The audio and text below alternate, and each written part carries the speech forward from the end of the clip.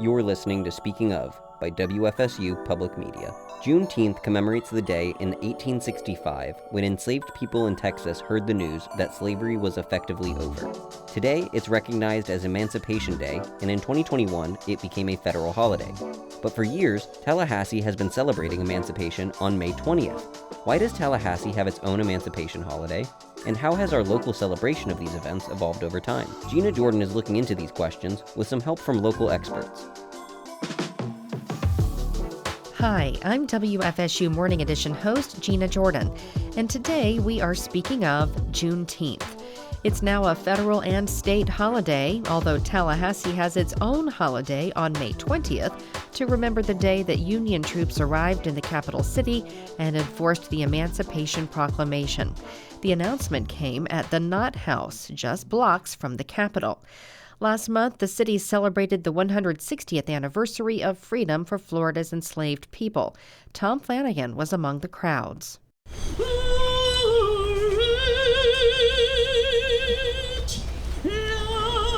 The day began with a memorial. Nearly 36 black Union soldiers are buried in the western quadrant of the old city cemetery.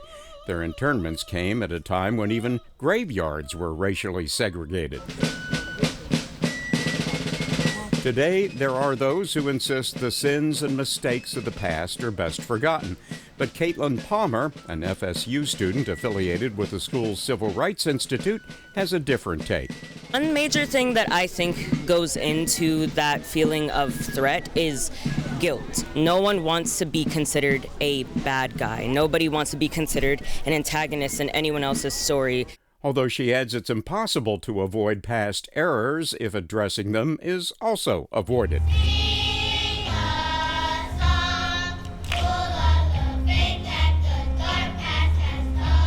Following the graveyard memorial, Emancipation Day activities moved a few blocks east to the Knott House at the corner of Park Avenue and Calhoun Street. Hundreds of people gathered for the traditional reading of the Emancipation Proclamation by Brian Bibbo, once again decked out as Union General Edward McCook. Accompanied by members of the 2nd Infantry Colored Troops, Bibbo delivered President Lincoln's historic document on the very same spot as the real-life McCook 160 years before. The significance was not lost on Professor Ralph Noble. He and around 50 students from South Carolina State University were in town for a workforce conference at sister HBCU, Florida A&M University. He thought the event's message was powerful. America, sweet America. I guess to appreciate things that have happened in the past, knowing your history to some extent, knowing where we headed, some ideas of difficult trends we've had in the past, how to be sure we don't retread the same kind of pathways, and look forward to new growth. Florida Emancipation Day 2025, at the very same spot where it actually happened 160 years ago. For WFSU News, I'm Tom Flanagan. Today, June 19th, is a paid day off for many workers. While May 20th is the date Florida's enslaved people heard they were free, it took another month until June 19th for the message to reach Texas. Today we're getting a history lesson and some analysis from two local historians and scholars. We start with Dr. Andrea Oliver, a professor of history at Tallahassee State College and a member of the WFSU Community Advisory Board. I think that it is important to recognize the specific day that enslaved Floridians received their freedom, which was May 20th of 1865. Now, in terms of recognizing Juneteenth, I do think that that is important because it is a reflection of a very important principle, a principle that states that until all of us are free, none of us are free.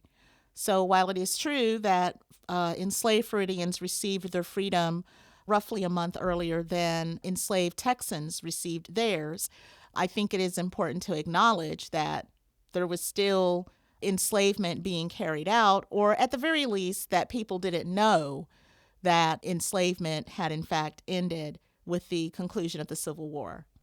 So, in relation to that, as far as how the Emancipation Proclamation relates to Juneteenth, can you explain how that delay in communication in the reading of that document impacted enslaved people in Texas? So, as I point out to my students that I teach at Tallahassee State, there was no Instagram, there was no Snapchat, there was no FaceTime. And so, obviously, it took time for word to travel to places where it needed to go. Texas was the westernmost official part of the Confederacy, so it stood to reason that though Lee offered his surrender to Ulysses S. Grant, bringing an official end to the Civil War, that occurred in April. It's obviously going to take some time for word to travel as far west as Texas. And I also want to point out that with regards to the Emancipation Proclamation itself, it is more so a symbolic measure as much as it was also a strategic military move on Lincoln's part. Because if we read the text of the Emancipation Proclamation very carefully, Lincoln issued it in September of 1862 and made it such that it wouldn't go into effect until 100 days after his initial issuance. And I think if you look at the actual text of the proclamation itself, we get some clues as to why Lincoln did that. The provision to free slaves, or that they would forever be free, only applied to enslaved people in areas still in rebellion to the Union. So that is a very important piece that we really need to make sure that we're clear about. In September of 1862, when Lincoln issued that Emancipation decree, there were several areas in the Confederacy, or also known as the South, that were actually under Union control. So emancipation did not apply to enslaved individuals, for example, in places like New Orleans, Vicksburg, Mississippi, even Jacksonville, Florida, because these were areas that were under Union control. And the fact that it didn't go, or wasn't set to go into effect until January the 1st of 1863 tells us that Lincoln was giving the Confederacy 100 days to surrender. So it's important to realize that the Emancipation Proclamation did nothing to free enslaved people, not only in areas that were under Union control, but also in areas known as the border states. These were states where slavery was legal that did not secede from the Union. So states like Maryland, Delaware, Kentucky, Missouri, those were your 4 border states. Enslaved people in those states, the Emancipation Proclamation did not apply to them. That's why the 13th Amendment was needed. Okay, so now that we have these Juneteenth recognitions, how have these kind of observances evolved, would you say, in Florida and around the country as far as people understanding Juneteenth and honoring it? If nothing else, it has raised awareness, appreciation, and just in general knowledge about slavery, what it has meant to this country, the role that it played in this country's development, the fact that you have members of the African American community now able to share the history behind why there was even a Juneteenth in the first place. I like to think of it as America's true Independence Day. Until all of us are free, none of us are. Considering that at the time of July 4th, 1776, 25% of the American population was held in bondage, and slavery was legal under the banner of the American flag at that time. To come full circle 87 years later and have in 1865 a true revolution resulting in true freedom and true liberation and the ending of human bondage within our borders. I don't think that we can really overstate how significant that really is. Well, let's dive some more into that. Freedom comes to mind. Liberation, those are words you just used. What other words? There's more to it, right? There's a lot more to it, really. Well, reckoning might come to mind. The fact of the matter is we really stood at a pivotal point in our history.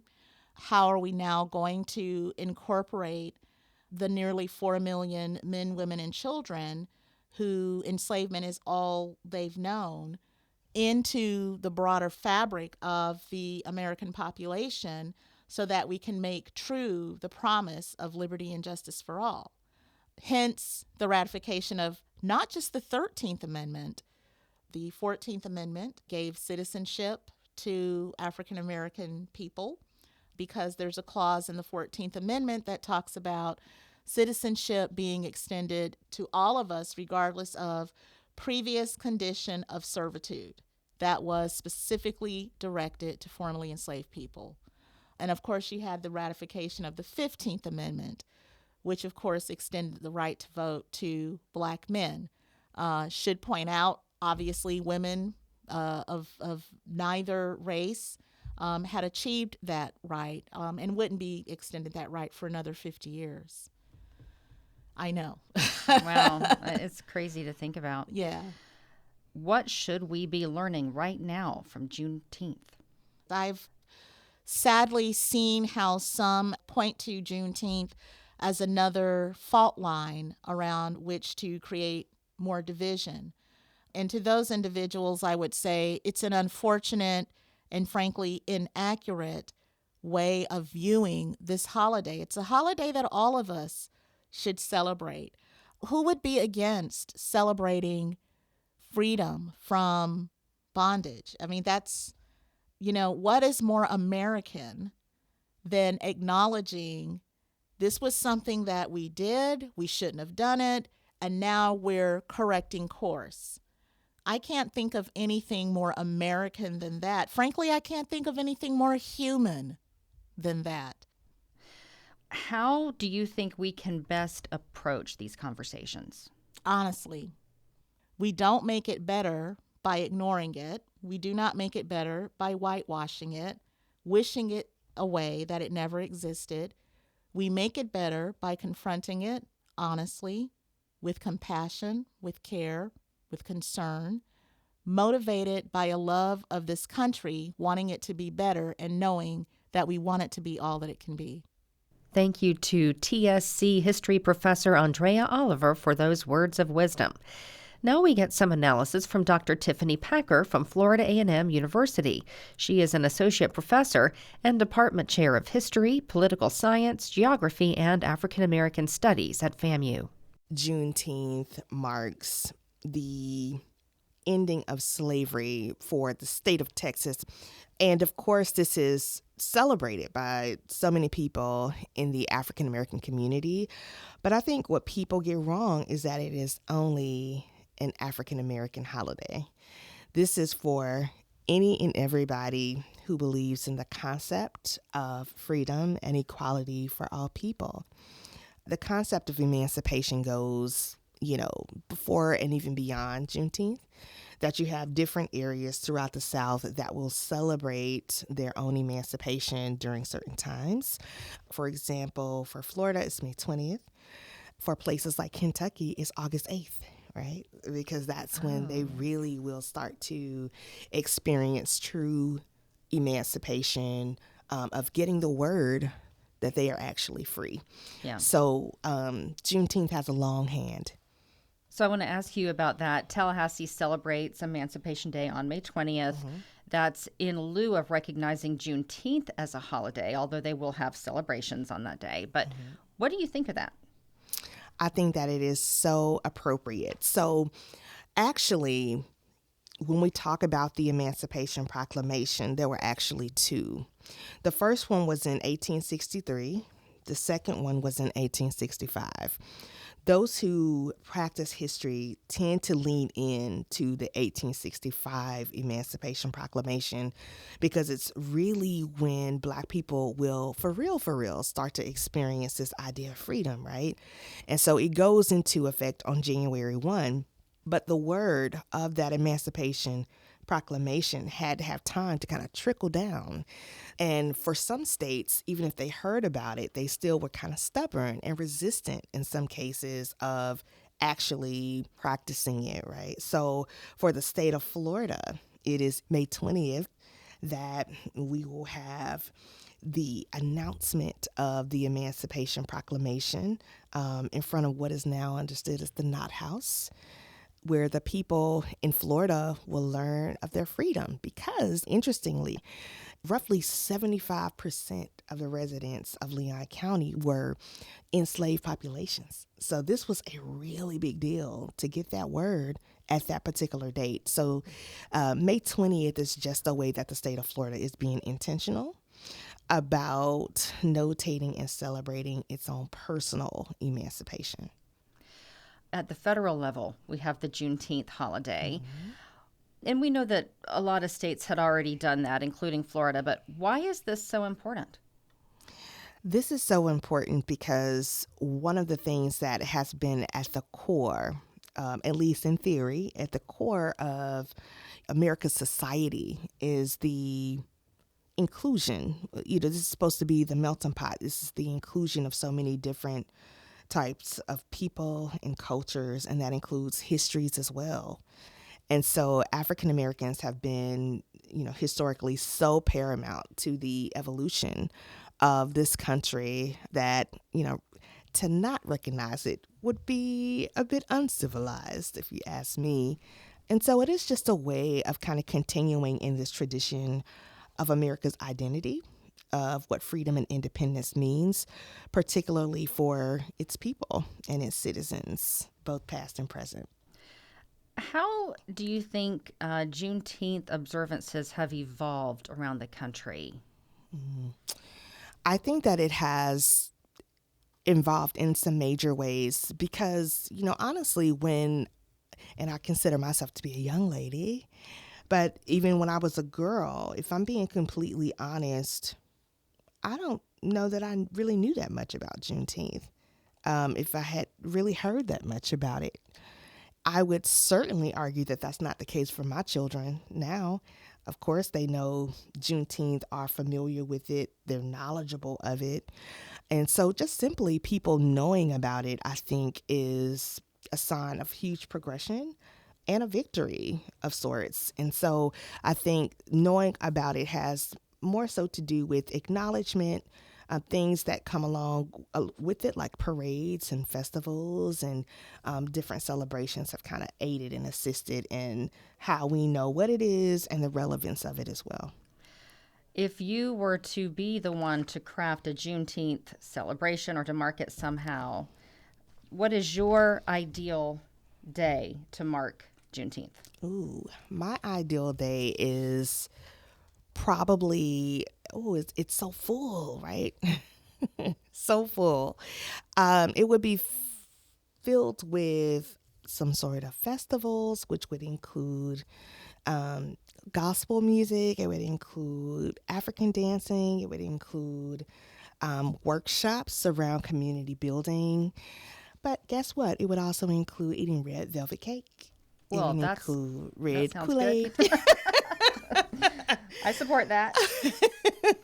Because, red is such a symbolic color for Juneteenth because it represents the blood of the people, the bloodshed of those that, sacrificed their life for the ultimate gift of freedom. So people tend to eat and prepare red things or wear red things, right? To commemorate Juneteenth. So that's what it would look like. Nice. Yeah. Let's describe your outfit. So I have on a red shirt and red pants with a blue blazer, and I have on my white pearls. Very nice. So I tend to like to wear these colors intentionally during the week of Juneteenth because they're actually two different flags that are often used around this time. But the Juneteenth flag is one that was adopted around the late 80s, where it's red, blue, and white, the same colors of the American flag, and it has one star in the middle that looks like it's bursting, right? And so the idea is that now this particular population, formerly enslaved population, are understanding themselves as people, citizens in this country, And they are representing the bursting star, which is now so symbolic of their independence. So it is a Juneteenth flag, but one that tends to be associated with Texas. But of course, we carry it countrywide. Yeah. Well, since you brought it up, we do have Independence Day coming up. We do. And as America commemorates that with the Declaration of Independence, can you offer some perspective on how Juneteenth relates to the 4th of July? Oh my gosh, what a great question. I love this question. And I like to address it every year because so many times I hear people say, July 4th is not our Independence Day. We are not celebrating July 4th. We celebrate Juneteenth. That's our Freedom Day. And that's fine. But let me offer some different perspective. July 4th, even though it's associated with 1776, the concept around it was independence, of course. And even though slavery will continue after that's over, even get harder after that's over, there were Black soldiers who fought on behalf of the Patriot Army because they understood the power of independence even then. And their role in that American Revolution will continue to plant seeds of freedom that will come over time. And it is also a reminder that when you're pushing and fighting for freedom, that you have to lock your knees. It is not instant. It's not instant gratification. Sometimes it's a seed that you plant that you may not reap the benefits of during your lifetime. But you know that you still have to put it down so that it will be there for the generations to come. I think I would be remiss if I did not mention Opal Lee. Opal Lee is a retired teacher out of Texas who really for years pushed the holiday of Juneteenth. She has been talking about this for, I think it said she was born in 1926. So she's been talking about Juneteenth for a long time and continued to push for Juneteenth to become a federal holiday. I can imagine her talking about this at least since the 70s and 80s. And so what if she would have given up or stopped to do her push and her fight? So I think as we honor her and her legacy, as we reflect on Juneteenth, I think that we also can continue to learn from Miss Lee that when you know something is right and if you know something is good, you have to lock your knees and continue to move forward as you are progressing towards what is right and what is good for the greater good of the people. Thank you to FAMU Associate Professor of History and Department Chair Tiffany Packer. To hear more of the conversations you just heard, visit WFSU.org. I'm Gina Jordan. Just tuning in? Check out the Speaking of podcast version, available on all platforms.